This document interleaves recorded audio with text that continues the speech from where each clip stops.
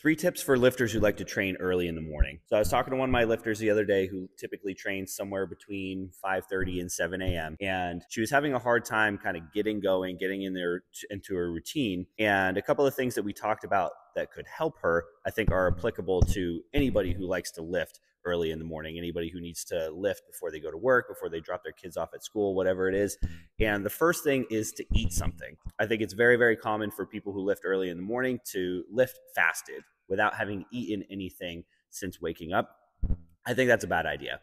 I'm not a nutrition expert, but I do know that when you first wake up, you're probably going to be somewhat dehydrated and your blood sugar is probably going to be relatively low, even if you've eaten a full meal before bed the night before.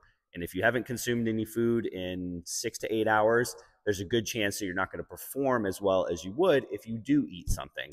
And a lot of people don't like the idea of eating something substantial first thing in the morning. I understand that. Something that you can do to get around that is just have something super simple, preferably something that you can drink, something that you can sip on the ride into the gym. So that's where some sort of protein shake with a carbohydrate source makes a lot of sense. Something like a whey protein with some sort of fruit juice or some sort of full sugar sports drink. If you don't want to drink your pre-workout meal, something like low-fat Greek yogurt, a simple cereal made from rice or corn, just something that is got a moderate amount of protein and a high amount of carbs. The two things you do want to avoid before your workout is something that's high in fat and something that's high in fiber, because both of those things could upset your stomach.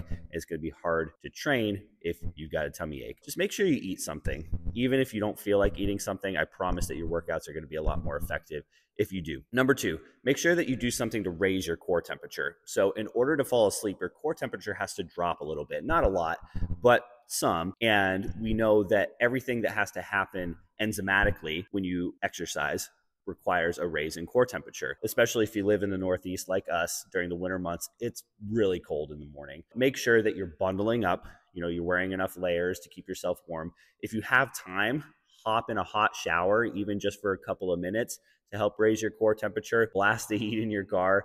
And then when you do get to the gym, thirdly, make sure that you're going through a thorough warm up. If you're working out early in the morning, it can be tempting to try to just get in and get out and kind of skimp on your warm up. But people who lift in the morning are the ones who probably need to be the most methodical about their warm up routine to raise your temperature, like the previous point, but also to get your skeleton, mostly your spine, ready to lift heavy. So a lot of the power lifts require axial loading, so loading of your spine. After you've been horizontal for several hours while sleeping, just the way that your discs and your vertebrae articulate is a little bit different. There's not as much compression because you haven't been walking all day and having those compressive forces of gravity. So sometimes your spine is just not ready to handle heavy spinal loading first thing in the morning.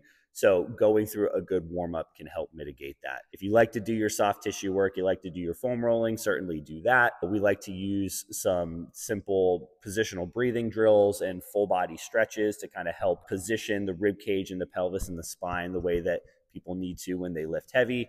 And then just simple dynamic mobility stuff for the shoulders, for the hips, just basic dynamic warm-up stuff.